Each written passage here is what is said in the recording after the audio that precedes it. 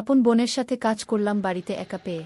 গল্পটি সম্পূর্ণ শুনলে আপনার পাইপ দিয়ে পানি চলে আসবে, তাই হাতের কাজ করার আগে হাতের কাছে টিস্যু রাখুন। আমাদের পরিবারে আমরা তিনজন, মা, আমি, রাজ এবং আমার ছোট বোন নীরা। মা একটি সরকারি চাকরি করেন এবং বাবার সম্পর্কে আমাদের জীবনে কোনো খবর নেই। শহরের কোলাহল থেকে একটু দূরে আমাদের বাড়িটি একান্ত একটি জগত। মা সকালবেলা কাজে বেরিয়ে যাওয়ার পর আমাদের বাড়িতে একা থাকার অভিজ্ঞতা শুরু হয়। একমাত্র সঙ্গী আমি আর নীরা। তার বয়স মাত্র 10 বছর, কিন্তু সে যে কতটা স্মার্ট এবং বুদ্ধিমান তা বোঝা কঠিন। একদিন সকালে মা কাজের জন্য বেরিয়ে গেলেন। মা চলে যাওয়ার পর আমি বাড়িতে একা বসেছিলাম। একা থাকতে থাকতে মাথায় নানা আজে বাজে চিন্তা আসতে শুরু করল। এমন সময় হঠাৎ করেই দেখি নীরা গোসলের জন্য বাথরুমে ঢুকেছে। একটি অদ্ভুত চিন্তা মাথায় ঘুরতে লাগল। মোবাইল ফোনটি হাতে নিয়ে আমি নীরার গোসলের ভিডিও করতে শুরু করলাম। সেই মুহূর্তে আমি কি করছিলাম তা আমি জানতাম না। রাতে একা বসে সেই ভিডিওগুলো দেখতাম এবং অদ্ভুত আওয়াজ করতাম। জানতাম এটার কোনো সঠিকতা নেই, কিন্তু আমার মনে তখন অনেক অদ্ভুত এবং মজাদার চিন্তা চলছিল। কিন্তু একদিন ঘটে গেল একটি অপ্রত্যাশিত ঘটনা। আমি যখন ভিডিও দেখছিলাম হঠাৎ করেই নীরা চিৎকার করে উঠল। মা জানালার ফাঁক দিয়ে দেখে নিলেন আমি মোবাইলে কি দেখছি এবং অদ্ভুত আওয়াজ করছি। মা তখন দ্রুত আমার দিকে নজর দেন। নীরা তখন বুঝতে পারে কেউ হয়তো তাকে লুকিয়ে দেখছে।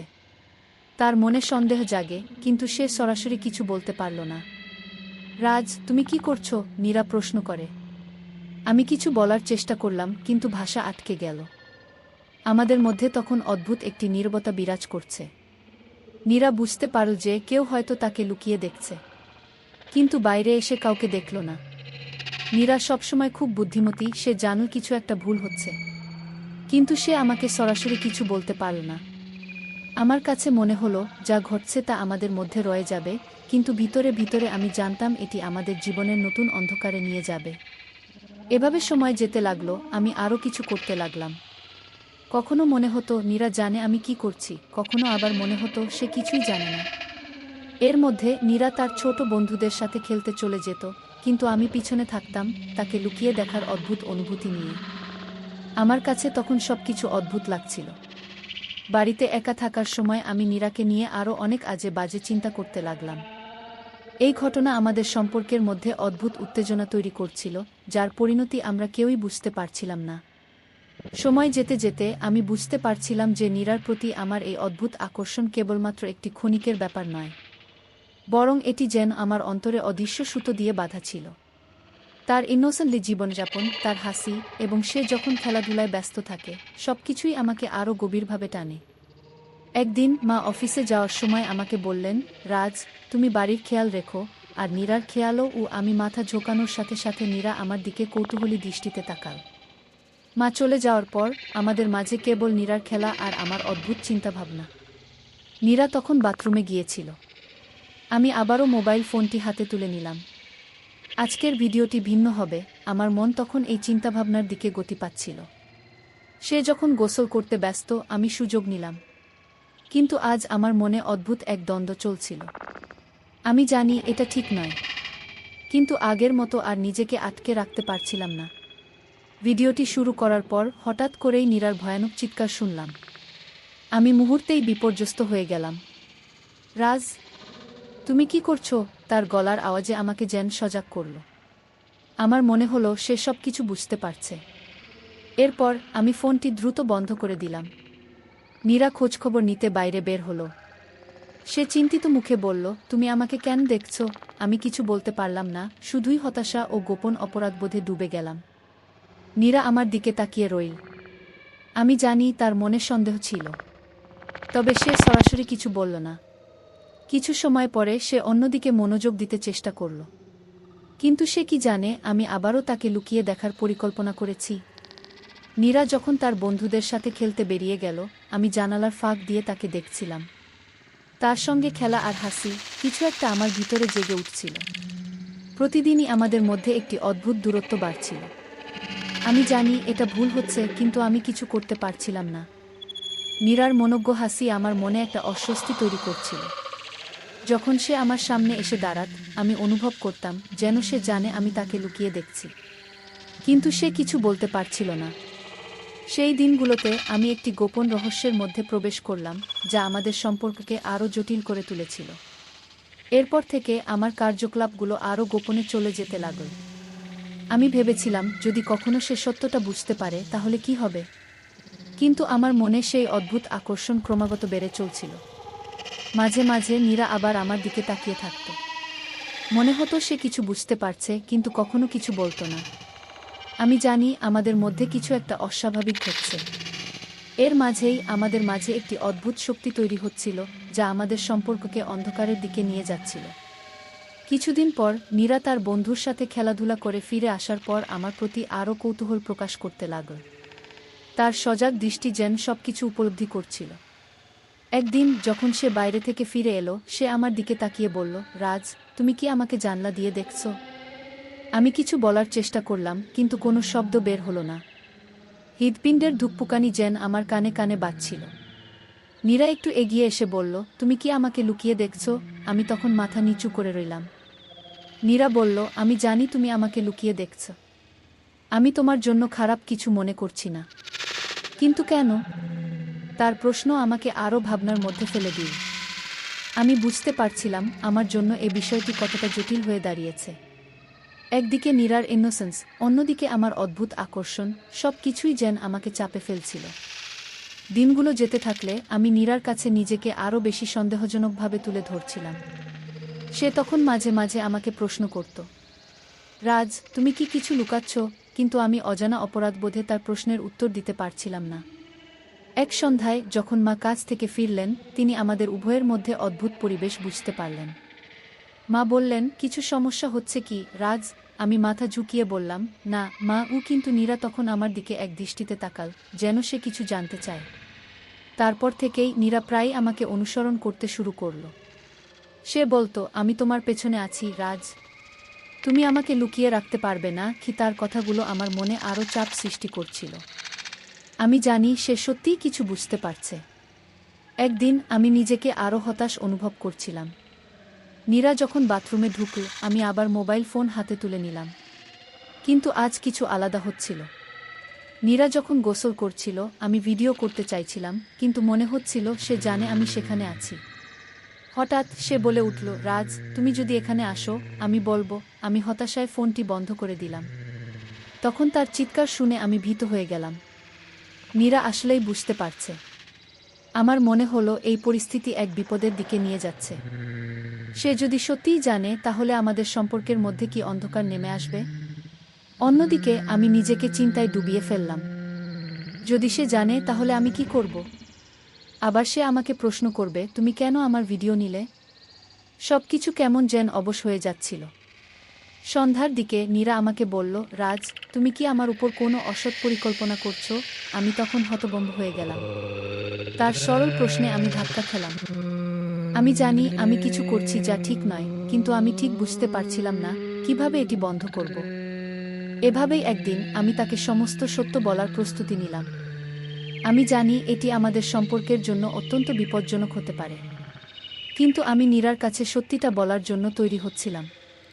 রাতে আমি নীরার কাছে বসেছিলাম। সে তখন টিভি দেখছিল, কিন্তু আমি জানি তার মনে কিছু একটা চলছে। তার কৌতূহলী দৃষ্টি আর প্রশ্নগুলো আমাকে আতঙ্কিত করে তুলছিল। আমি যখন তার দিকে তাকালাম, সে জানতে চাইল, রাজ, তুমি কি আমার সাথে কিছু শেয়ার করতে চাও? সত্যি বলতে আমি ভয় পাচ্ছিলাম, কিন্তু মনে মনে ঠিক করলাম এখনই সময় সঠিকভাবে সত্যটি বলার। নীরা, আমি বললাম, তুমি জানো আমি অনেক কিছু করছি যা ঠিক নয় গি। নীরা একেবারে চুপ হয়ে গেল। কি বলছো? সে শঙ্কিত হয়ে জানতে চাইল। আমি একটু দম নিয়ে বললাম, আমি তোমার ভিডিও নিয়েছি গু। তার চোখ বিস্ময়ে চেয়ে রইল। তুমি কি? কেন? সে চিৎকার করে উঠল। আমি তার চোখের দিকে তাকাতে পারছিলাম না। আমি জানি এটা ঠিক নয়, কিন্তু আমি তোমার প্রতি এক অদ্ভুত আকর্ষণ অনুভব করতাম গু। এটা অসাধারণ। নীরা হতাশার সঙ্গে বলল, রাজ, তুমি কি আমাকে সব সময় দেখছো? কেন তুমি এটা কর? আমি জানতাম এটি শুধু এক রাতের শীতল কথোপকথন নয়। আমার মনে হতে লাগল আমাদের মধ্যে একটা ব্যাপার হয়েছে যা কখনো ফিরিয়ে নেওয়া যাবে না। আমি জানি এটা ভুল, কিন্তু আমি নিজেকে কন্ট্রোল করতে পারছিলাম না। তুমি জানো আমাদের মধ্যে কিছু একটা অদ্ভুত। আমি এটা থামাতে চাই। নীরা কিছুক্ষণ চুপ রইল। আমি তার মুখের দিকে তাকালাম। সে যেন এক গভীর চিন্তায় ডুবিয়ে আছে। রাজ, তুমি যদি সব কিছু মেনে নাও তাহলে আমাদের সম্পর্ক নষ্ট হবে না। আমরা ভাই বোন এবং আমাদের মধ্যে কিছু একটা হওয়া উচিত নয় কি? আমি বুঝতে পারলাম সে সত্যিই পরিস্থিতি বুঝতে পারছে, কিন্তু আমি জানি না কিভাবে সব কিছু ফিরিয়ে নিতে হবে। আমি শুধু চাই তুমি আমাকে বুঝো গো। আমার উপর আরোপ করা চাপের পরিবর্তে তুমি আমাকে খুলে বলো। আমি বুঝতে পারবো, কিন্তু আমাদের মধ্যে সম্পর্কের সীমা থাকা উচিত। আমি জানি তুমি একা অনুভব কর, কিন্তু আমরা একে অপরকে নিয়ে চলব। এরপর আমি অনুভব করলাম আমাদের মধ্যে আরও একটি স্তর তৈরি হচ্ছে, তবে তা আমাদের মধ্যে একটি ভাই বোনের সম্পর্কের প্রতি বিশ্বাসের সাথে ছিল। নীরা বলল, আমাদের নিজেদের মতো থাকতে হবে। আমি তোমার প্রতি আস্থা রাখি, কিন্তু তুমি যদি আমার উপর চাপ সৃষ্টি করো তাহলে তা সত্যিই বিপজ্জনক হবে। আমার মনে হলো নীরা বুদ্ধিমতী সিদ্ধান্ত নিচ্ছে। আমি প্রতিশ্রুতি দিচ্ছি আমি আর কখনো এমন কিছু করব না, আমি বললাম। দিনগুলোতে আমাদের মধ্যে অদ্ভুততা কমতে লাগল। আমরা আবার ভাই বোনের মতো সময় কাটাতে শুরু করলাম। একসাথে পড়া, খেলা, সর্বত্র আমাদের সম্পর্ক নতুন এক মাত্রা পেয়ে গেল। কিন্তু মাঝে মাঝে আমি অনুভব করতাম সেই অদ্ভুত অনুভূতি এখনও আছেই, তবে নীরা সেটিকে উপেক্ষা করতে শিখেছিল। আর আমি জানি আমি আর কখনো সেই পুরানো পথে ফিরতে চাই না। একদিন মা কাজ থেকে ফিরে এসে বললেন, তোমরা দুজন কি ঠিক আছো? আমরা একসাথে হাসলাম। মা বুঝতে পারলেন আমাদের মধ্যে একটি সম্পর্কের পরিবর্তন ঘটেছে। আমরা একে অপরকে নিয়ে নতুনভাবে জীবন যাপন শুরু করলাম। আমি জানি মাঝে মাঝে অন্ধকারের দিকে যাওয়ার সুযোগ ছিল, কিন্তু আমরা তা কাটিয়ে উঠতে সক্ষম হয়েছিলাম। এভাবেই আমাদের পরিবার আবার শান্তি ফিরে পেয়েছিল। যদিও পরিস্থিতি একেবারেই সহজ ছিল না, তবে আমরা সিদ্ধান্ত নিয়েছিলাম যে ভাই বোনের সম্পর্কের উপরে কিছু বিশেষ মূল্যবান। আমরা জীবনের প্রতিটি মুহূর্ত উপভোগ করলাম আর অদ্ভুততার মধ্যে একটি নতুন সম্পর্ক গড়ে তুললাম। এটি আমাদেরকে আরও শক্তিশালী করে তুলেছিল। নীরার সাথে আমার সেই কথোপকথনের পর আমি ভাবছিলাম সবকিছু হয়তো স্বাভাবিক হয়ে যাবে, কিন্তু সময়ের সাথে সাথে আমি অনুভব করলাম আমাদের মধ্যে সেই অদ্ভুত দূরত্বটা আসলে পুরোপুরি মুছে যায়নি। নীরাও হয়তো আমাকে সম্পূর্ণভাবে বিশ্বাস করতে পারছে না। কখনো কখনো সে আমার দিকে তাকায় যেন আমি এখনও কিছু লুকিয়ে রাখছি। একদিন রাতে যখন মা কাজ থেকে ফিরতে দেরি করছিল, নীরা তার ঘরে ছিল। আমি নিজেও ভাবছিলাম আমাদের সম্পর্ক নিয়ে। হঠাৎ করেই মনে হলো নীরার সেই সন্দেহের দৃষ্টিগুলো আবার ফিরে আসছে। আমি তার ঘরের সামনে গিয়ে দেখলাম সে চুপচাপ বসে আছে, যেন কিছু ভাবছে। নীরার ঘরের দরজা খুলে আমি ঢুকতে চাইছিলাম, কিন্তু ঠিক তখনই নীরা ঘুরে তাকালো। তার চোখে আবার সেই কঠিন দৃষ্টি। রাজ, তুমি কি এখনো আমাকে নিয়ে কিছু ভাবছ? আমি চমকে উঠলাম। না নীরা, আমি তো শুধু তোমার খোঁজ নিতে এসেছিলাম। তুমি কি সত্যি বলছো? তোমার চোখ আমাকে বলছে তুমি আবারও কিছু করছো। নীরা ধীরে ধীরে এগিয়ে এল। তার মুখের অভিব্যক্তিতে স্পষ্ট হয়ে গেল সে আবারও সন্দেহ করছে। আমি বললাম, আমি সত্যিই প্রতিশ্রুতি দিয়েছি নীরা, আর কোনো ভুল করব না। কিন্তু সে আমার কথা পুরোপুরি বিশ্বাস করতে পারছিল না। আমাদের মধ্যে তখন এক অদ্ভুত নীরবতা বিরাজ করছিল। এই নীরবতাই যেন আমাদের সম্পর্কের এক অন্ধকার প্রান্তের দিকে নিয়ে যাচ্ছিল। এরপর কয়েকদিন পেরিয়ে গেল। একদিন মা হঠাৎই অফিস থেকে ফোন করলেন। মা বললেন, আজ রাতে খুব জরুরি মিটিং আছে, আমি ফিরতে দেরি করব। তোমরা দুজন ভালোভাবে থেকো। মায়ের অনুপস্থিতিতে নীরার মন খারাপ লাগছিল। সে বারবার আমার দিকে তাকাচ্ছিল যেন সে কিছু বলতে চাইছে। আমি তার মনোভাব বুঝতে পারছিলাম, কিন্তু কিছু বলতে সাহস পাচ্ছিলাম না। রাতে যখন ঘুমানোর সময় হলো, আমি নীরার ঘরের দরজার সামনে এসে দাঁড়ালাম। হঠাৎ করেই আমি আবারও সেই অদ্ভুত তাড়না অনুভব করলাম। আমি জানি এটি ঠিক নয়, কিন্তু কিছু একটা আমাকে টেনে নিচ্ছিল।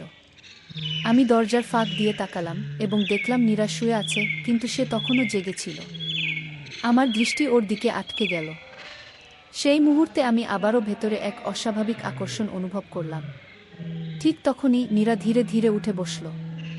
রাজ, তুমি কি আবারও আমাকে লুকিয়ে দেখছো? আমার হৃৎপিণ্ড শক্ত হয়ে গেল। সে ধীরে ধীরে এগিয়ে এসে বলল, তুমি প্রতিশ্রুতি দিয়েছিলে, কিন্তু আমি বুঝতে পারছি তুমি নিজেকে আটকে রাখতে পারছো না। কি হয়েছে রাজ? আমি কিছু বলতে পারছিলাম না। নীরার কথাগুলো আমার সমস্ত অপরাধবোধকে জাগিয়ে তুলল। আমি জানি নীরা, আমি বললাম, কিন্তু আমি চেষ্টা করছি।